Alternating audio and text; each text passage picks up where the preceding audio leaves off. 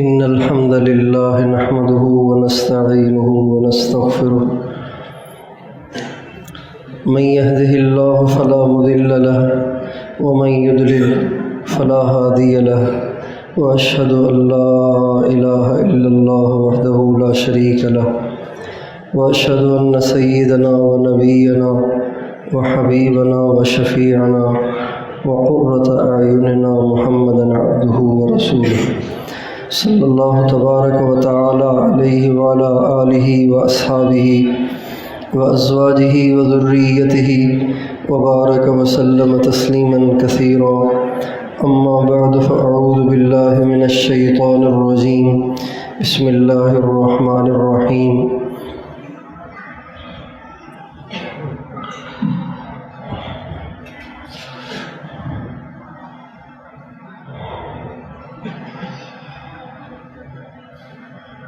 انما المؤمنون الذين اذا ذكر الله وجلت قلوبهم واذا تليت عليهم آياته زادتهم ايمانا وعلى ربهم يتوكلون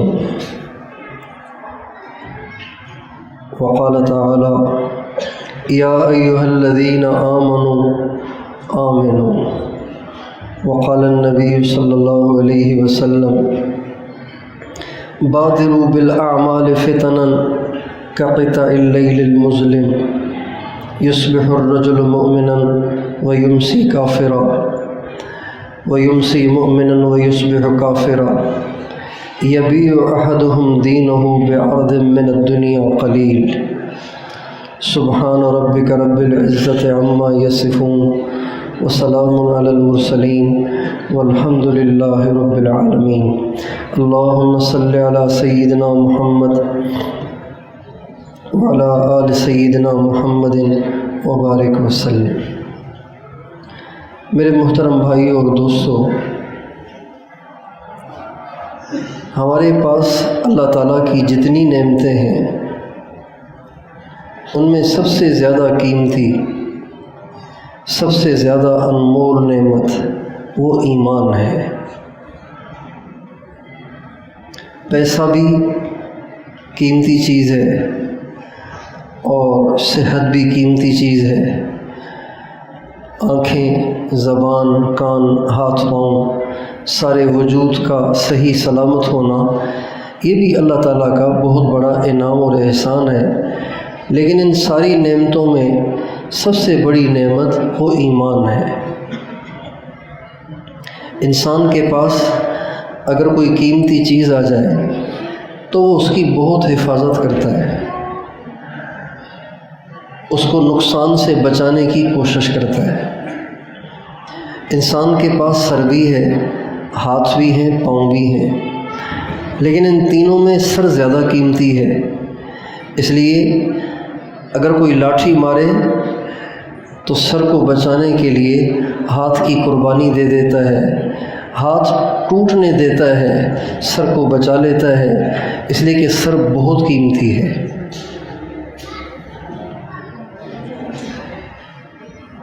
تو اللہ تعالیٰ کی دی ہوئی نعمتوں میں سب سے قیمتی چیز ایمان ہے،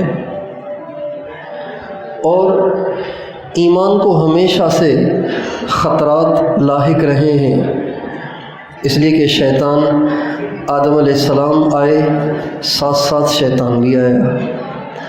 آدم علیہ السلام نے حق کی دعوت چلائی اور شیطان نے ناحق کی دعوت چلائی۔ انبیاء لوگوں کو جنت کی طرف لے جانے لگے اور شیطان لوگوں کو جہنم کی طرف بہکانے لگا۔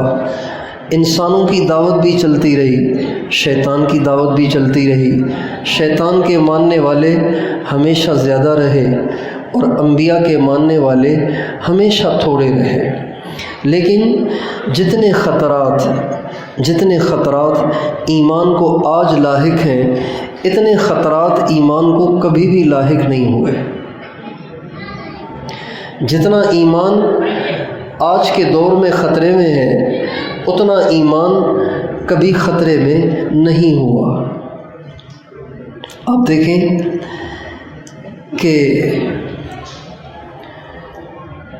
گھروں میں بھی ایمان کو برباد کرنے والا ماحول بنا ہوا ہے، دفتروں میں بھی ایمان کو برباد کرنے والا ماحول بنا ہوا ہے، دکانوں پر بازاروں میں ایمان کو برباد کرنے والا ماحول بنا ہوا ہے، اسکولوں میں کالجز میں ایمان کو برباد کرنے کے گویا یہ تو اڈے بن گئے، یونیورسٹیاں اور یہ میڈیکل کالجز اور انجینئرنگ کالجز یہ سب کے سب ایمان کو برباد کرنے کے گویا اڈے بن چکے ہیں۔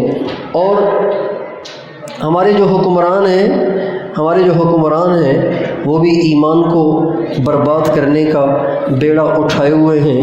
ہمارے جو سیاستدان ہیں، ہمارے جو وڈیرے ہیں، ہماری قوموں کے جو سردار ہیں، ہمارے علاقوں کے جو ایم پی اور ایم این اے ہیں، یہ سب کے سب ایمان کو لوٹنے اور ایمان کو برباد کرنے کا بیڑا اٹھائے ہوئے ہیں۔ جب اتنے سارے خطرات ایمان کو لاحق ہوں تو بتائیے ایمان کو بچانا کتنا مشکل ہو چکا ہوگا۔ لیکن ان خطرات سے آگاہی نہیں ہے، ان خطرات کا احساس نہیں ہے، اس کی فکر نہیں ہے، اس لیے کہ ایمان کی قیمت ہی معلوم نہیں ہے۔ بٹوے میں پڑے ہوئے پیسوں کی قیمت معلوم ہے، لہٰذا اسے سنبھال کے رکھتا ہے، بار بار چیک کرتا ہے کہیں بٹوا نکل تو نہیں گیا۔ موبائل کی قیمت کا علم ہے، لہٰذا بار بار چیک کرتا ہے کہیں موبائل نکل تو نہیں گیا۔ رش میں چلتے ہیں نا، جب رش میں چلتے ہیں تو بار بار بٹوے کی طرف ہاتھ جاتا ہے، بار بار موبائل کو چیک کرنے والے چیک کرتے ہیں موبائل نکل تو نہیں گیا، بٹوا نکل تو نہیں گیا، کہیں جیب تو نہیں کٹ گئی، اس لیے کہ موبائل کی قیمت کو بھی جانتے ہیں اور بٹوے میں پڑے ہوئے پیسوں کی قیمت کو بھی جانتے ہیں۔ لیکن نہیں جانتے تو ہم ایمان کی قیمت کو نہیں جانتے، مسلمان ہونے کی قیمت کو نہیں جانتے، اسلام کی قیمت کو نہیں جانتے، لہٰذا یہ سارے خطرات ہمیں لاحق بھی ہیں، ہم پھر بھی ٹینشن میں نہیں ہیں، پھر بھی ہم بے فکر ہیں، یہ ایمان کی قیمت کے معلوم نہ ہونے کی وجہ سے۔ ہمارے نبی کا ارشاد ہے بادروا بالاعمال فتنا کقطع اللیل المظلم، جلدی جلدی نیکیاں کر لو، جلدی جلدی نیک اعمال کر لو ان فتنوں سے پہلے جو اتنے سیاہ ہوں گے، جیسے رات کے اندھیرے میں سیاہی ہوتی ہے، جیسے رات کے اندھیرے میں اچھے برے کا پتہ نہیں چلتا، سڑک کا اور کھڈے کا، گٹر کا، نالی کا پتہ نہیں چلتا، اچھے برے کی تمیز نہیں ہو پاتی، جیسے رات کے اندھیرے میں اسی طرح میری امت پہ ایک دور آئے گا کہ میری امت کے لیے حق کو پہچاننا مشکل ہو جائے گا، ان کو پتہ ہی نہیں چلے گا کہ یہ بولنے والا صحیح راستہ بتا رہا ہے یا غلط راستہ بتا رہا ہے۔ آج بھی سوشل میڈیا پہ ہزاروں ایسے اسکالر بنے بیٹھے ہیں، ایسے دانشور بنے بیٹھے ہیں، ایسے علامہ بنے بیٹھے ہیں جو لوگوں کے ایمان پہ ڈاکے ڈال رہے ہیں اور ایسے رنگین قسم کے دلائل بھی دیتے ہیں کہ عوام کو پتہ ہی نہیں چلتا کہ یہ صحیح راستہ بتا رہا ہے یا غلط راستہ بتا رہا ہے۔ اس کے مسالہ ملے ہوئے دلائل کو سن کے لوگ اش کر اٹھتے ہیں، حالانکہ حقیقت میں وہ ایمان کے لٹیرے ہیں، وہ ایمان کو لوٹ رہے ہیں، وہ لوگوں کو دین سے دور کر رہے ہیں، وہ لوگوں کو اللہ سے دور کر رہے ہیں، اللہ کے نبی سے دور کر رہے ہیں۔ یہی وہ زمانہ ہے جس کے بارے میں ہمارے نبی نے فرمایا یصبح الرجل مؤمنا ویمسی کافرا، ایک وقت ایسا آئے گا کہ صبح کو ایک مسلمان ہوگا، شام کو کافر ہو جائے گا۔ آپ ویڈیو تو نہیں بنا رہے ہیں؟ یصبح الرجل مؤمنا ویمسی کافرا، صبح کو مسلمان ہوگا، شام کو کافر ہو جائے گا، ویمسی مؤمنا ویصبح کافرا، شام کو مسلمان ہوگا اور صبح کو کافر ہو جائے گا، اس کو پتہ ہی نہیں چلے گا۔ ایمان کے لٹیرے ایمان کو لوٹ کر لے جائیں گے اور اگلے کو پتہ ہی نہیں چلے گا۔ اور آپ فرماتے ہیں یبیع احدہم دینہ بعرض من الدنیا قلیل، تم دیکھو گے کہ لوگ تھوڑے سے پیسوں کے عوض، تھوڑے سے مال کے عوض، تھوڑی سی شہرت کے عوض، چھوٹے سے عہدے کے عوض، تھوڑی سی دنیا کی دولت کے عوض اپنے دین ہی کو بیچ ڈالیں گے۔ میرے دوستو، جتنے خطرات ہمارے زمانے میں ایمان کو لاحق ہیں، اتنے خطرات کبھی بھی لاحق نہیں ہوئے۔ ہماری نوجوان نسل ان فتنوں سے دوچار ہے، ان فتنوں کا ان کو سامنا ہے کہ جو فتنے زمین آسمان نے پہلے کبھی بھی نہیں دیکھے۔ فحاشی کا فتنہ اور عریانی کا فتنہ، بے حیائی کا فتنہ اور ارتداد کا فتنہ، اللہ کی ذات میں شکوک و شبہات کا فتنہ، ناموس رسالت پر آنچ آنے کا فتنہ۔ یہ ایسے فتنے ہیں کہ جس سے ہماری نوجوان نسل ہزاروں کی تعداد میں متاثر ہو رہی ہے اور دین سے دور ہو رہی ہے۔ ہمارے کالجز میں پڑھنے والے، یونیورسٹیوں میں پڑھنے والے ہزاروں نوجوان ہیں جو مسلم باپ کی اولاد ہیں، مسلم ماں کی اولاد ہیں۔ ان کے باپ پہلی صف کے نمازی بھی ہوں گے، ان کی مائیں مصلی پہ بیٹھ کے قرآن پڑھنے والی بھی ہوں گی، لیکن وہ خدا ہی کو ماننے سے انکاری ہوئے ہیں۔ ہزاروں نوجوان آپ کو ان یونیورسٹیوں میں پڑھنے والے مل جائیں گے۔ یہ ایک محنت ہے، پوری پلاننگ کے ساتھ، پورے منصوبے کے ساتھ، پوری تدبیر اور پوری پالیسی کے ساتھ ایک محنت چل رہی ہے کہ کس طرح لوگوں کو ایمان سے خالی کر دیا جائے، کس طرح لوگوں کو ایمان سے محروم کر دیا جائے، کس طرح لوگوں کو اللہ اور اس کے رسول سے کاٹ دیا جائے۔ یہ ہمارا بہت بڑا نقصان ہو رہا ہے۔ لوگوں کو اس نقصان کا تو احساس ہے کہ ڈالر 10 روپے سے اتنا اونچا چلا گیا اور روپیہ کتنا نیچے گر گیا، پیٹرول اتنا مہنگا ہو گیا، گندم اتنی مہنگی ہو گئی، چینی اتنی مہنگی ہو گئی اور مہنگائی اتنی زیادہ ہو گئی، سیلاب آ گیا، اس سے سڑکیں ٹوٹ گئیں، گھر ڈوب گئے، لوگوں کے شہر بہہ گئے۔ اس نقصان کا احساس تو ہے، لیکن اس نقصان کا احساس نہیں ہے کہ ہماری نوجوان نسل سے ایمان لٹ رہا ہے۔ میرے دوستو، سیلاب سے متاثر ہونے والوں کے اگر گھر بہہ گئے، ان گھروں کے بہنے کے عوض اللہ ان کو جنت دے گا، اللہ ان کے گناہوں کو بخشے گا۔ اور مہنگائی کی وجہ سے اگر کسی کے گھر کا چولہا بجھ گیا، کسی کے گھر میں فاقہ آ گیا، کسی کے گھر میں روٹی نہ پکی، کسی کے گھر کا چولہا بجھ گیا، تو یہ غم کی چیز نہیں ہے، یہ پریشانی کی چیز نہیں ہے۔ فاقے تو ہمارے نبی پہ بھی آئے، ہمارے نبی کے صحابہ پہ بھی آئے۔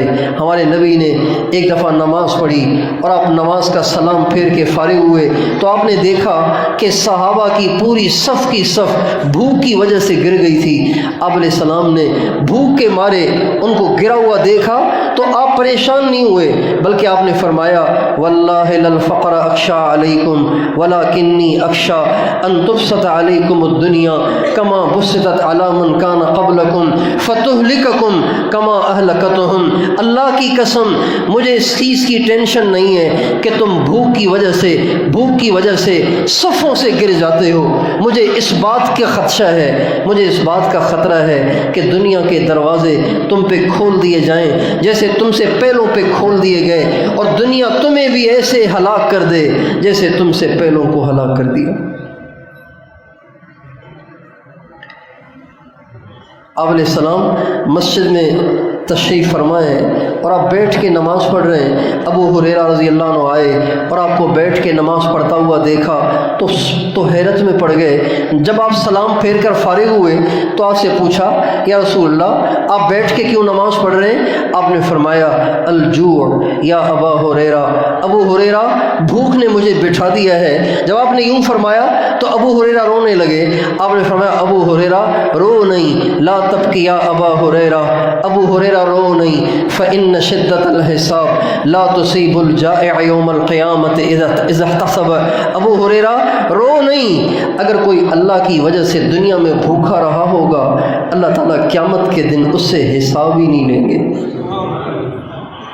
مہنگائی آنا یہ کوئی اتنا بڑا نقصان نہیں ہے جس کی وجہ سے ہمیں ٹینشن ہو، جس کی وجہ سے ہماری نیندیں اڑیں، جس کی وجہ سے ہم پریشان ہوں۔ ٹینشن کی چیز، پریشانی کی چیز یہ ہے کہ ایمان لٹ رہا ہے، ایمان لٹ رہا ہے۔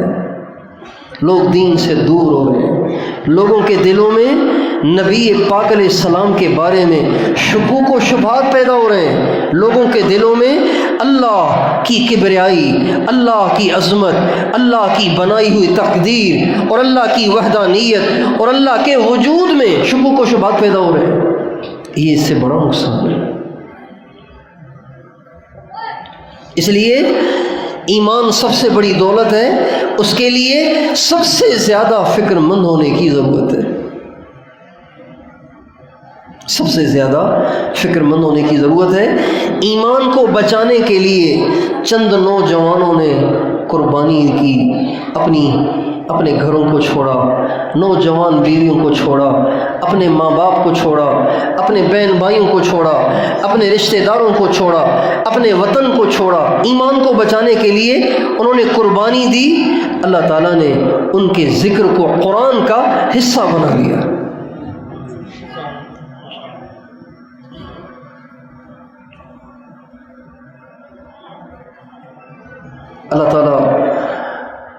अल्लाह ताला कुरान पाक में उनका तस्करा बड़े अजीब अंदाज से फरमाते हैं। तस्करा ऐसे कर रहे हैं कि गोया अल्लाह ताला वो सारा मंज़र आँखों के सामने ला रहे हैं और फरमा रहे हैं इज़ अवल फ़ित्यतु इलल कहफ़ फ़क़ालू रब्बना आतिना मिन लदुनका रहमह व हय्यि लना मिन अमरिना रशदा। ऐ मेरे नबी, उस मंज़र को ज़रा आँखों के सामने लाओ ना, उस मंज़र को ज़रा सोचो ना, ज़रा माजी की तरफ मुड़ के देखो ना कि एक नौजवानों की जमात जिनके दिल में जवानी के सारे जज्बात थे, वतन की मोहब्बत भी थी, माँ बाप की मोहब्बत भी थी, भाई बहनों की मोहब्बत भी थी, वो सब कुछ छोड़ छाड़ के गार में जाकर सोए। किस लिए? सिर्फ ईमान को बचाने के लिए। और सब कुछ को छोड़ छाड़ के अल्लाह ताला से कहने लगे रब्बना हब लना मिन लदुनका रहमह व हय्यि लना मिन अमरिना रशदा। ए अल्लाह, अपनी रहमत का मामला फरमा, हम पे अपनी रहमत को नाजिल फरमा, और ए अल्लाह हमारे लिए आसानी फरमा कि हम तेरे ईमान को बचा सकें, अपने ईमान को बचा सकें। और एक गार में जाके पनाह पकड़ ली। अल्लाह ताला ने कुरान पाक का हिस्सा बना दिया उन नौजवानों को जिन्होंने ईमान को तरजीह दी दुनिया के मालो दौलत पर, ईमान को तरजीह दी भाई बहनों पर, ईमान को तरजीह दी अपने माँ बाप पर, ईमान को तरजीह दी अपने वतन पर, ईमान को तरजीह दी माल दौलत पर। हालांकि ये जो नौजवान थे ना, 7 नौजवान थे, 8वां कुत्ता था। 7 नौजवान थे, 8वां कुत्ता था। अल्लाह अकबर। अल्लाह ताला ने इनके साथ रहने वाले कुत्ते को भी कुरान का हिस्सा बना दिया। इसलिए कहते हैं नेकों की सुहबत में रहा करो, नेकों की सुहबत में रहा करो। हमारे उस्ताद थे हज़रत मौलाना ज़ाहिर शाह साहब रहमतुल्लाह अलैह, हमने उनसे तफसीर पढ़ी। बड़े अल्लाह वाले थे, हर वक्त अल्लाह की मोहब्बत में गर्क रहते थे, बोलते बहुत कम थे, गिने चुने बोलते थे, वरना अक्सर खामोश रहते थे। उनको देख के खुदा याद आता था, इतना उनके चेहरे पर नूर था, इतनी उनकी आँखों में रोब और कशिश थी कि बस दिल करता था उनको आदमी देखते ही रहे। वो फरमाया करते थे अल्लाह वालों पे हर वक्त अल्लाह की रहमत बरसती है, जो उनके पास बैठता है उसको भी उसका हिस्सा मिलता है। अस्हाबे कहफ अहलुल्लाह हैं, औलिया हैं, ईमान को बचाने के लिए हर चीज़ की कुर्बानी दी। अल्लाह से मोहब्बत माँ बाप से ज़्यादा की, अल्लाह से मोहब्बत भाई बहनों से ज़्यादा की, अल्लाह से मोहब्बत अपनी जायदादों से ज़्यादा की। 7 नौजवान हैं और सातों के सातों नहीं, उनमें से 6 सरदारों के बच्चे थे, अपनी कौम के सरदारों। एक इनमें से चरवाहा था, 6 सरदारों के बच्चे थे, सरदारों के बेटे। ऐशो इशरत की ज़िंदगी, नाज़ो नेमत की ज़िंदगी कुर्बान करके गार को अपना मस्कन बना दिया। एक कुत्ते ने उनका साथ दिया, چونکہ یہ 6 تھے، بستی کے رہنے والے تو 6 تھے، ایمان کو بچانے کے لیے آپس کے مشورے سے بستی سے نکل کر جانے لگے کہیں جان بچانے اور اپنے ایمان کو بچانے کے لیے۔ جب وہاں سے نکلے نا تو بستی کے باہر ایک چرواہے کو دیکھا، وہ بکریاں چرا رہا ہے۔ انہوں نے کہا کہاں جا رہے ہو؟ کہا ایمان بچانا ہے، دقیانوس ایمان لوٹنا چاہتا ہے، لالچیں دے رہا ہے، ہم اپنے ایمان کو بچانا چاہتے ہیں۔ کہنے لگا میں بھی تمہارے ساتھ چلتا ہوں۔ بکریاں وہیں چھوڑیں، انہوں نے سرداری کی قربانی دی۔ اس چرواہے نے اپنی مال دولت، اپنی بکریوں کی قربانی دی اور یہ بھی ان کے ساتھ ہو لیا۔ اللہ کی شان، جب اللہ کسی کو نوازتا ہے تو راستے بھی خود ہی بناتا ہے۔ کتے کے جی میں اللہ نے ڈالی، وہ بھی ان کے پیچھے ہو لیا۔ اب انہوں نے کتے کو ہٹانے کی کوشش تو بہت کی، کون چاہتا ہے کہ کتا میرے ساتھ رہے؟ خاص طور پہ جنہوں نے کہیں چھپنا ہو تو کتا تو بھونکتا بھی ہے اور اس کے بھونکنے کا کوئی ٹائم بھی نہیں ہوتا، اس لیے وہ تو چاہتے تھے کہ یہ کہیں ہٹ جائے، یہ ہم سے دور ہو جائے، بھگانے کی بھی کوشش کی، لیکن کتے کے نصیب اچھے تھے کہ ان کے بھگانے سے بھاگا نہیں، ان کے ہٹانے سے ہٹا نہیں، اہل اللہ کے ساتھ چپکا رہا۔ جب وہ غار میں چلے گئے تو یہ غار کے دروازے پہ جا کے بیٹھ گیا۔ اس کا اہل اللہ کے ساتھ چپکنا، اہل اللہ سے چمٹنا اللہ پاک کو اتنا پسند آ گیا کہ اللہ تعالیٰ نے قرآن پاک میں کتے کا تذکرہ بھی کیا، اور اللہ کو اتنا پیار آیا کہ کتے کی ادا کا بھی اللہ نے تذکرہ کر دیا۔ اب قرآن میں اللہ کہتے ہیں وَقَلْبُهُمْ بَاسِطٌ ذِرَاعَيْهِ بِالْوَسِيدِ، ان کا کتا ایمان کو بچایا، قرآن کا حصہ بن گئے، قرآن کا حصہ بن گئے۔ بھائیو، ایمان کی قیمت اگر کوئی جان لے تو اس کے لیے پھر کسی چیز کی قربانی دینا مشکل نہیں ہے۔ فرعون کی باندی تھی اور فرعون کی بیوی تھی حضرت آسیہ، اور ایک باندی تھی،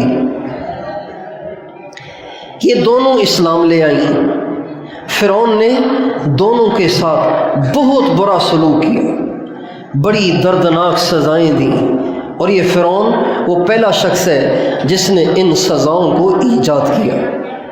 جو سزا اس نے اپنی بیوی حضرت آسیہ کو دی، یہ سزا کبھی کسی نے کسی کو نہیں دی، پہلی دفعہ دی اس نے وہ سزا یہ تھی کہ حضرت آسیہ کو لٹایا گیا، ہاتھوں میں بھی کیل ٹھوک دیے گئے اور پاؤں میں بھی کیل ٹھوک دیے گئے، کیل نہیں کلے ٹھوک دیے گئے، کیل سے تو ہاتھ نہیں رکے گا نا، موٹے موٹے کلے ہاتھوں میں بھی ٹھوک دیے گئے، پاؤں میں بھی ٹھوک دیے گئے۔ بتاؤ کتنا درد ہوا ہوگا، اور بادشاہ کی بیوی کتنی نفیس ہوگی، کتنا درد ہوا ہوگا۔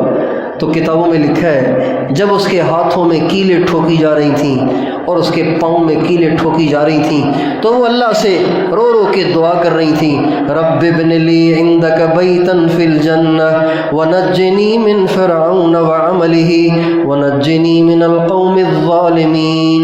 یہ نہیں کہنے لگی کہ بادشاہ سلامت معاف کر دے، میں چھوڑتی ہوں موسیٰ کو، چھوڑتی ہوں کلمے کو، چھوڑتی ہوں توحید کو، چھوڑتی ہوں ایمان کو، مجھے اس مصیبت سے نکال، مجھے ہاتھوں میں بھی بڑا درد ہو رہا ہے، پاؤں میں بھی بڑا درد ہو رہا ہے۔ یہ نہیں کہا، بلکہ کہا اے اللہ مجھے ہاتھوں میں کیل ٹھکنا منظور، مجھے پاؤں میں کیل ٹھکنا منظور، مجھے ایمان پر موت دے اور مجھے اپنی پڑوس میں جنت میں جگہ عطا فرما، اور مجھے فرعون سے اور فرعون کے شر سے نجات عطا فرما۔ وَنَجِّنِي فِرْعَوْنَ وَعَمَلِهِ وَنَجِّنِي مِنَ الْقَوْمِ الظَّالِمِينَ۔ اے اللہ فرعون سے بھی نجات دے، اس کے عمل سے بھی نجات دے، یعنی اب مجھے جلدی اٹھا لے، کہیں یہ ظالم میرے ایمان کو لوٹ ہی نہ لے۔ یہ ایمان کی قیمت ہے۔ آج ایمان لٹ رہا ہے، ایمان ضائع ہو رہا ہے۔ ضرورت ہے کہ ہم اپنے ایمان کی فکر کریں، اپنے ایمان کو بچانے کی کوشش کریں، اپنے ایمان کے لیے فکر مند رہیں۔ ہمارے نبی کے بارے میں اماں عائشہ فرماتی ہیں ایک دعا سرکار دو عالم صلی اللہ علیہ وسلم بہت مانگتے تھے، کیا؟ یا مقلب القلوب ثبت قلبی علی دینک، اے دلوں کو پلٹنے والے میرے دل کو اپنے دین پہ جمائے رکھیو۔ آپ سمجھ رہے ہیں یہ کتنی عجیب دعا ہے؟ اور مانگنے والے کون ہیں؟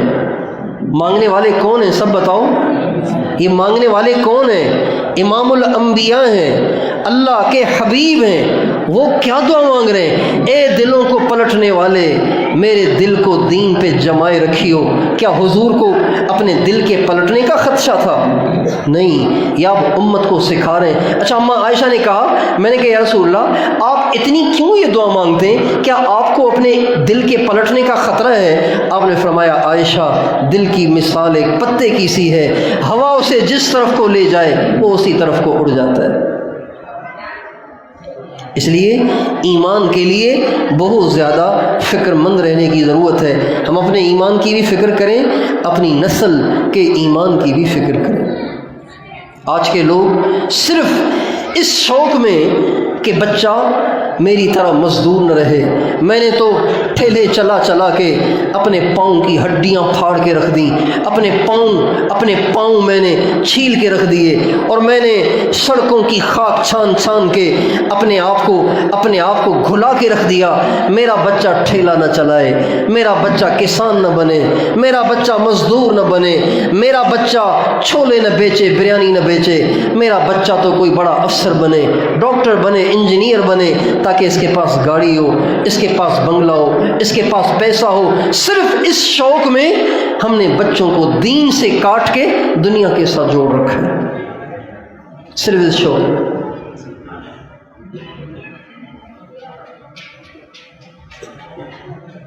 کہ میرا بچہ دنیا دارانہ زندگی، عیش و عشرت والی زندگی گزارے، اس شوق میں ہم نے بچے کو دین سے ہی کاٹ دیا، ایمان سے ہی کاٹ دیا، اللہ کے نبی سے ہی کاٹ دیا، قرآن سے کاٹ دیا۔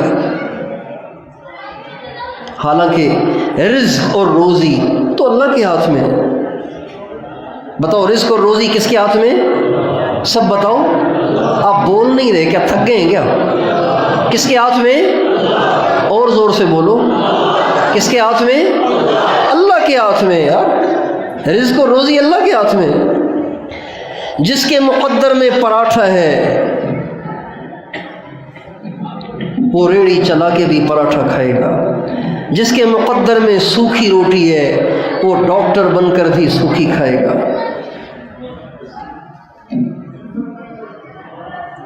وما من دابة في الأرض إلا على الله رزقها ويعلم مستقرها ومستودعها كل في كتاب مبين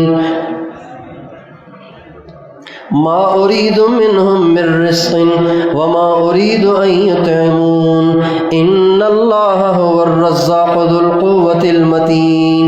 ان آیتوں میں اللہ تعالیٰ بندے کو تسلی دے رہے ہیں، میرے بندے بدگمانی نہ کر، تجھے روٹی دوں گا، پریشان نہ ہو، روٹی میرے ذمہ ہے، اللہ کے ذمہ ہے۔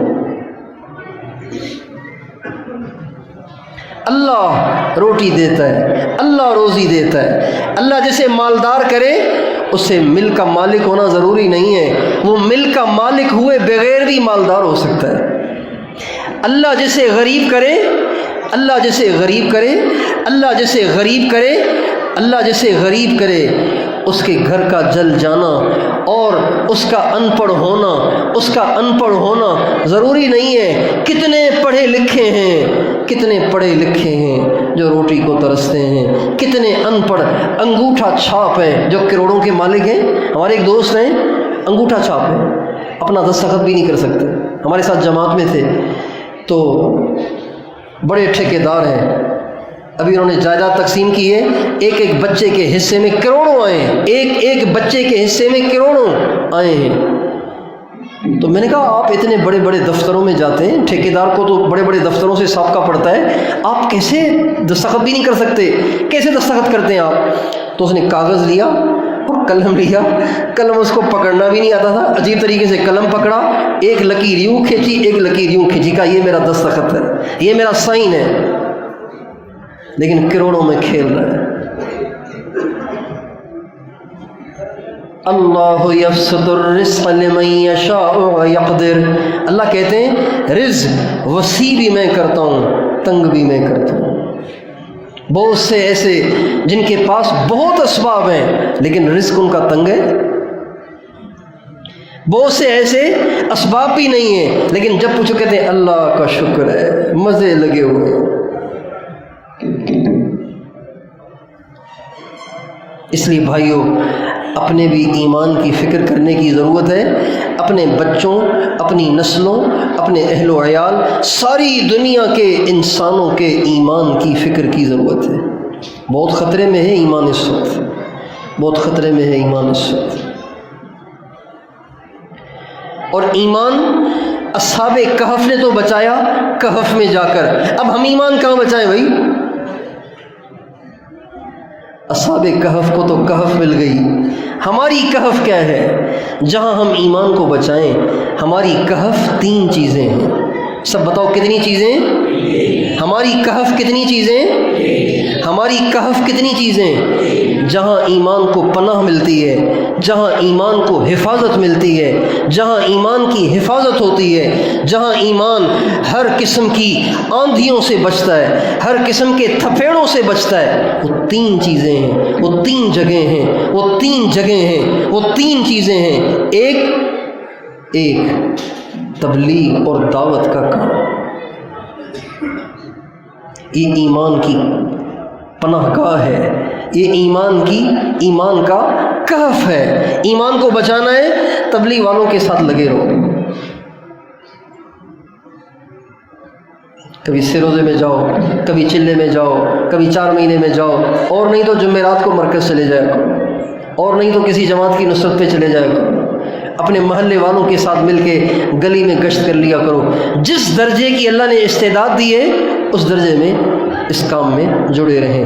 یہ آج کے زمانے کا کہف ہے، ایمان کو بچانے کی جگہ ہے، اور یہ ایمان کے لیے پناہ گاہ ہے۔ اور دوسری پناہ گاہ، دوسرا کہف جہاں ہمیں ایمان کو بچانا ہے، وہ علماء سے تعلق ہے، اور یہ مدارس دینیہ ہے۔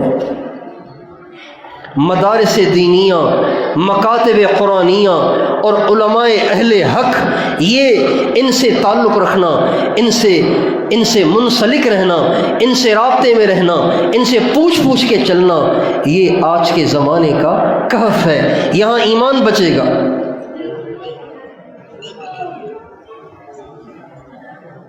اگر آپ علماء سے پوچھ کے نہیں چلیں گے تو آپ سمجھیں گے صحیح کر رہا ہوں، حالانکہ آپ کسی حرام میں مبتلا ہو کر اپنی آخرت کو برباد کر رہے ہو۔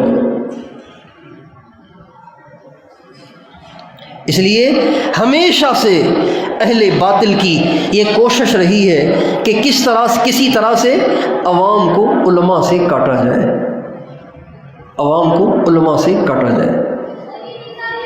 اس لیے آپ دیکھیں گے کہ سوشل میڈیا پہ 20 دین کے دشمن بیٹھے ہوئے ہیں، ان کا کام ہی علماء کے کیڑے نکالنا، علماء پہ تبرک کرنا، علماء کے بارے میں ہرز سرائی کرنا، علماء پہ تنقید کرنا، اور علماء کی تحقیر کرنا، علماء کی تذلیل کرنا، اور لوگوں کو علماء سے کاٹنا ہے۔ فلاں مولوی یوں کرتا ہے، فلاں عالم یوں کرتا ہے، فلاں عالم ایسا، فلاں عالم ویسا، ان کا کام ہی ہے۔ یہ نئی پالیسی نہیں ہے، یہ انگریز کی پہلے دن سے پالیسی ہے کہ کس طرح سے عوام کو علماء سے کاٹ دیا جائے۔ اس لیے کہ یہ علماء ہی ہیں جو آپ کے ایمان کے پہرے دار ہیں، آپ کے ایمان کے پہرے دار ہیں۔ یہ مدارس ہی ہیں جو ایمان کے قلعے ہیں۔ ہمارے حاجی صاحب فرماتے تھے، جب میں کہیں راستے میں سفر میں جاتے ہوئے، گاڑی میں سفر کرتے ہوئے کہیں کسی مدرسے کا بورڈ پڑھتا ہوں تو خوش ہو جاتا ہوں کہ اسلام کا قلعہ آ گیا، اسلام کا قلعہ آ گیا۔ مدرسہ اسلام کا قلعہ ہے۔ اس لیے کبھی علماء کے بارے میں زبان نہ کھولنا، کبھی ان مدارس کے بارے میں زبان نہ کھولنا۔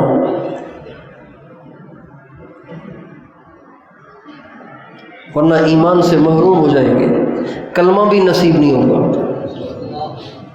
امام ربانی قطب الارشاد حضرت مولانا رشید احمد گنگوہی رحمۃ اللہ علیہ فرماتے تھے، جو علماء کے بارے میں زبان درازیاں کرتے ہیں، ان کو دفن کرنے کے بعد ان کی قبریں کھول کے دیکھو، ان کے چہرے قبلے سے ہٹے ہوئے پاؤ گے۔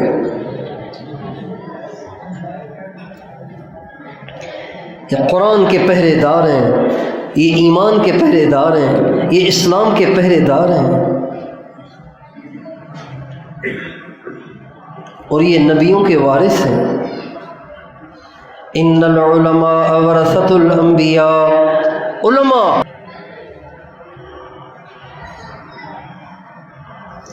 اس لیے ایمان کو بچانا ہے تو ان سے جڑ جائیں، اپنی زندگی کا ہر کام ان سے پوچھ کے کریں۔ کاروبار کرنا ہے، پہلے جائیں علماء کے پاس کہ جی میں کاروبار کرنا چاہتا ہوں، آپ مجھے بتائیں مجھے کیسے کرنا ہے۔ اسلام صرف مسجد کا دین نہیں سکھائے گا، صرف مسجد میں کیسے رہنا ہے یہ نہیں بتائے گا، صرف نماز کیسے پڑھنی ہے یہ نہیں بتائے گا۔ اسلام آپ کو یہ بھی بتائے گا کہ آپ نے شادی کیسے کرنی ہے، گھر میں کوئی مر جائے تو کیا کرنا ہے، گھر میں کوئی بچہ پیدا ہو تو کیا کرنا ہے، اسلام آپ کو بتائے گا، علماء آپ کو بتائے گا۔ یہ آج کے زمانے کا کہف ہے، ان سے تعلق سے ایمان بچے گا۔ اور تیسری جگہ وہ اہل اللہ اور صالحین اور اولیاء ہیں جن کی صحبت سے ایمان کی حفاظت ہوتی ہے۔ اہل اللہ، مشائخ، خانقاہیں، اللہ والے، اولیاء، ان کی صحبت سے ایمان بچتا ہے۔ یک زمانہ صحبت با اولیاء، بہتر از صد سالہ طاعت بیریا، یہ مولانا روم کا شعر ہے، مولانا روم کا، کہ کسی اللہ والے کی صحبت میں ایک گھڑی گزارنا 100 سال کی عبادت سے بہتر ہے۔ حضرت خواجہ عزیز الحسن مجذوب رحمۃ اللہ علیہ ہمارے بزرگوں میں سے گزرے، حضرت حکیم الامہ مجدد الملہ حضرت مولانا اشرف علی صاحب تھانوی رحمۃ اللہ علیہ کے خلیفہ اجل تھے۔ انہوں نے ایک دفعہ حضرت تھانوی سے پوچھا، حضرت مولانا روم کی مثنوی میں بڑی اللہ نے روحانیت اور تاثیر رکھی ہے، لیکن یہ شعر سمجھ میں نہیں آتا۔ وہ کہتے ہیں اللہ والے کی صحبت میں ایک گھڑی گزارنا 100 سال کی عبادت سے بہتر ہے، یہ سمجھ میں نہیں آتا۔ حضرت تھانوی فرمانے لگے، انہوں نے 100 سال کہا ہے، 1,00,000 سال بھی کہتے تو بھی یہ جھوٹ نہیں تھا۔ تو کہا حضرت یہ کیسے 1,00,000 سال کی عبادت سے اللہ والے کی صحبت میں ایک گھڑی رہنا زیادہ بہتر ہے، وہ کیسے؟ فرمانے لگے، عبادت چاہے انسان کتنی کرے لیکن اس سے اس کے ایمان کے باقی رہنے کی کوئی ضمانت اور گارنٹی نہیں ہے کہ اس کا ایمان باقی رہے گا۔ بلعم بن باعور بنی اسرائیل کا اتنا بڑا اللہ والا، اتنا بڑا عبادت گزار، اتنا بڑا ولی، لیکن کفر پہ مر گیا، آخر میں کفر پہ مر گیا۔ قرآن نے اس کو کتا کہا ہے، مثلہ کمثل الکلب، اس کی مثال کتے کی سی ہے، حالانکہ بہت بڑا اللہ والا تھا۔ لیکن ہزاروں سال کی عبادت کے بعد بھی اس بات کی گارنٹی نہیں ہے کہ ایمان کی حفاظت ہوگی، ایمان ہی پہ مرے گا۔ لیکن اللہ والوں کی صحبت سے اللہ تعالیٰ دل میں ایک ایسا نور پیدا کر دیتے ہیں کہ جس سے ایمان پر موت یقینی ہو جاتی ہے۔ اس لیے اہل اللہ کی صحبت سے ایمان کی حفاظت کا ہو جانا ایک یقینی امر ہے۔ ہم اور آپ اس کی کوشش کریں کہ اہل اللہ کی صحبت میں رہیں، اہل اللہ سے محبت کریں، اہل اللہ سے تعلق رکھیں، اہل اللہ کی معیت کو حاصل کریں اور ان سے استفادہ کریں۔ تیار ہیں انشاءاللہ؟ یہ ہمارے زمانے کے کہف ہیں، یہ ایمان کو بچانے کی جگہیں ہیں، یہ ایمان کی پناہ گاہیں ہیں۔ جو ان سے دور ہے اس کا ایمان خطرے میں ہے، اس کا ایمان خطرے میں ہے۔ اللہ تعالیٰ میرے اور آپ کے، ہم سب کے، ہر مسلمان کے ایمان کی حفاظت فرمائے، اور خدا کرے اس ایمان کو ہم اپنے ساتھ قبروں میں بھی لے کر جائیں۔ تیار ہیں انشاءاللہ؟ اللہ تعالیٰ مجھے اور آپ کو توفیق عطا فرمائے۔